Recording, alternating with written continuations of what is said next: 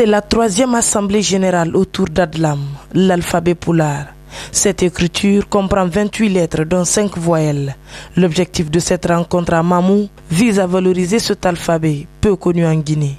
Nous avons initié cet alphabet Adlam dans le cadre de la promotion de nos langues nationales, dans le cadre de la promotion aussi de la citoyenneté, donc dans le cadre de veiller aussi à ce que tous nos enfants, tous nos jeunes, et une grande proportion considérable des hommes et des femmes qui puissent lire, écrire et compter en Adlam, à travers les écritures Adlam. Inventée par les frères Bari depuis 2003 en Zérekoré, l'association Ali Pulaar International a réussi à structurer l'alphabet.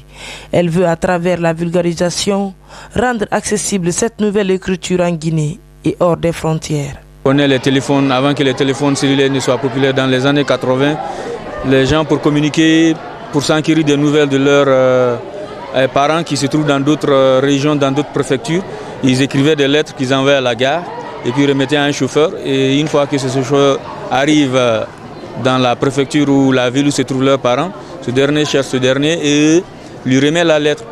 Celui qui reçoit la lettre va chercher quelqu'un pour lui lire la lettre. Les lettres là généralement étaient écrites en pulaar mais avec l'écriture arabe.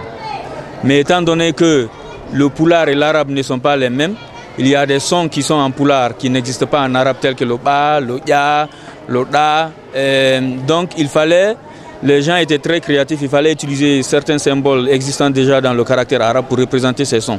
Mais il n'y avait pas d'uniformité ou de standard, donc chacun écrivait comme il voulait. Et on a demandé à notre papa s'il y avait une écriture pulaar qu'on pouvait utiliser pour écrire le pulaar sans qu'on ait à imaginer la lecture.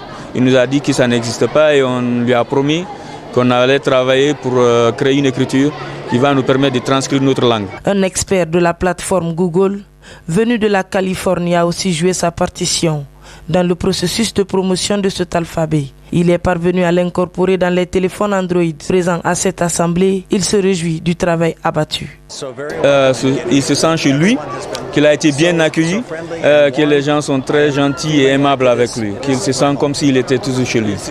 Pendant 3 jours, les participants vont apporter des améliorations et trouveront de nouvelles perspectives pour l'évolution de la nouvelle écriture à travers le monde.